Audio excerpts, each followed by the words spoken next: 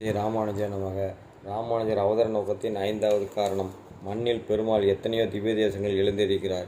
எதற்காக? ஏன் என்றால், நாம் காலத்தாலும் அறிவாலும் பக்தியாலும் பின்தங்கி உள்ளோம். ராம, கிருஷ்ண, நரசிம்ம, வராக, வாமன, பலராம இப்படி எண்ணிலடங்க அவதாரங்களை நாம் நேரில் தரிசனம் செய்ய முடியாது. அந்த காலத்தில் நாம் இல்லை. ஆனால் கோவில்களிலும் திவ்ய தேசங்களிலும் நமது வீட்டு பூஜை அறைகளும் பெருமாள் எழுந்தருளியுள்ளார். ஆனால் நாம் என்ன செய்தோம்? ஏதோ சிலை உள்ளது, நாம் உண்டாக்கினதானே என்றும் மற்ற வேலைகள் உள்ளது என்றும் சென்று விட்டோம். இப்படி கோயிலுக்குள் இருப்பவர் பெருமாள் என்பதை கூட நாம் உணரவில்லை. அதை காட்டினவர் ராமானுஜர் தான். கோயில்களில் இருக்கக்கூடியது வெறும் விக்கிரகமோ இறைவனோ என்று நினைவாட்டக்கூடிய நினைவு சின்னமோ இல்லை.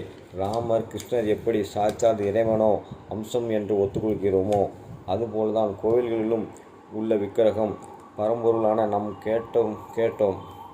சாமி, நாமளே ஒரு விக்கிரகத்தை வடித்து வைத்துவிட்டு இதுதான் தெய்வம் என்றால் எப்படி? நாமே பண்ணி வைத்த சிலை தானே என்று கேட்டோம். அதற்கு ராமானுஜர் கூறினார், ஒரு படி தண்ணீரில் 24 படி பால் கறந்தால் என்னாகும் என்று கேட்டார். என்ன கிடைக்கும்? 25 படி பால் தான் கிடைக்கும். அதற்கு பின் அதனை தண்ணீர் என்று சொல்ல மாட்டோம். அதுபோலதான் நாமும் செய்கிறோமே ஓர் விக்கிரகம், அது ஒரு படி தண்ணீர் போல. ஆனால் கோயிலில் முறையாக கும்பாபிஷேகம் பண்ணுறார்கள். அர்ச்சகர்கள் ஆகமத்தில் உள்ள மந்திரங்களை சொல்லி பெருமாளுக்கும் அந்த திருமேனியில் அவகானம் செய்கிறார்கள். அப்போ பெருமாள் என்ன பண்ணுறாராம்? வைகுண்டத்தில் உள்ள தத்துவமான திருமேனியோடு இந்த திருமேனியில் கலந்து விடுகிறார். அந்த திருமேனி என்பது 24 படி பால் போல, இந்த திருமேனி என்பது ஒரு படி தண்ணீர் போல.